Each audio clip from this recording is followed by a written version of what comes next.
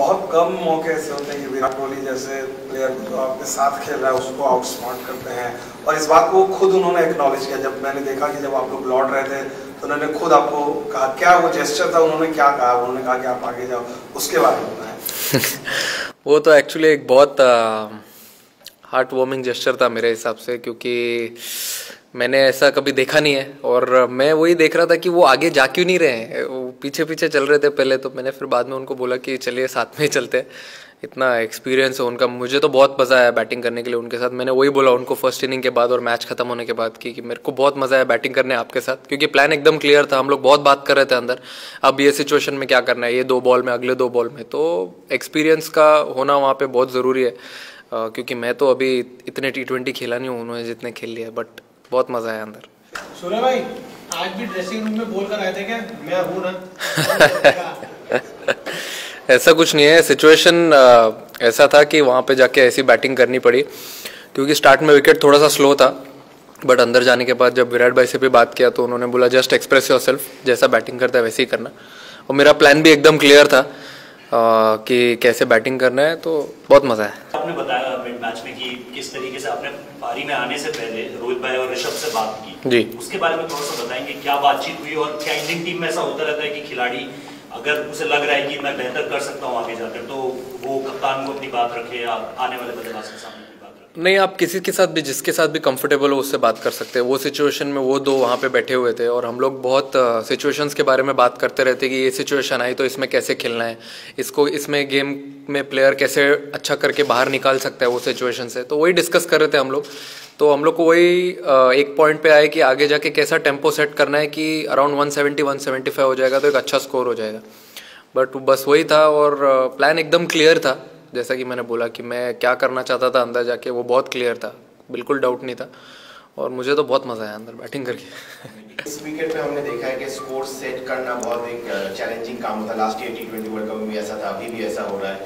तो आज के मैच में आपने जो आपका जो एज ए बैटिंग लाइन हमारा जो अप्रोच रहा, अगर आगे चल के हमें फिर से बैटिंग फर्स्ट करना पड़े तो आपको लगता है किसी कुछ एक एरिया में हम इम्प्रूवमेंट की जरूरत है?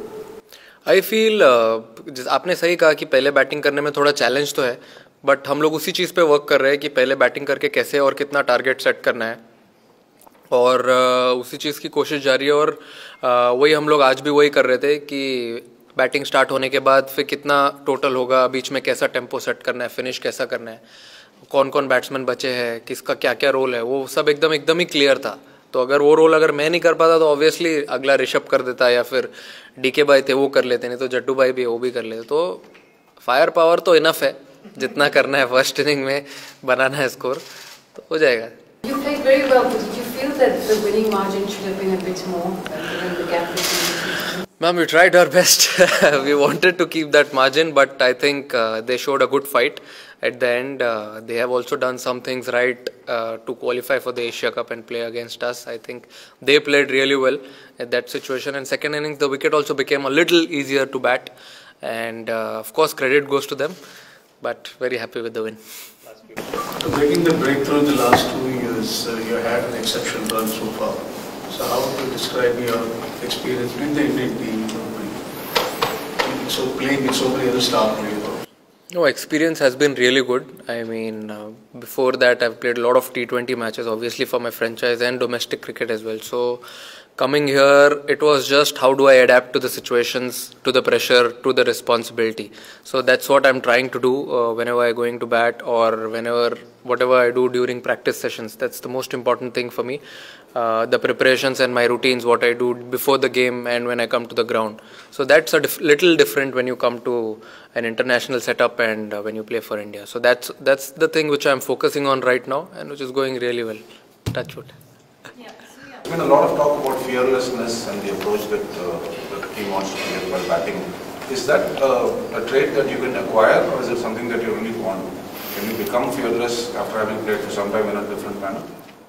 I feel it's all about what you think and what energy you bring in the group. I feel I have been batting the same way since last 3-4 years. So I bat the same way in all the situations, and we have a good backing from our team management and the captain as well right now, that whatever the situation is, you go out and express yourself. You never know if it's a close to impossible situation, you may bail the side out from that, and that will be a completely different atmosphere when you come back in the dressing room. So I feel it's a good thing which is going on, spreading very, very nicely, and a good positive thing. Extra time! Extra time!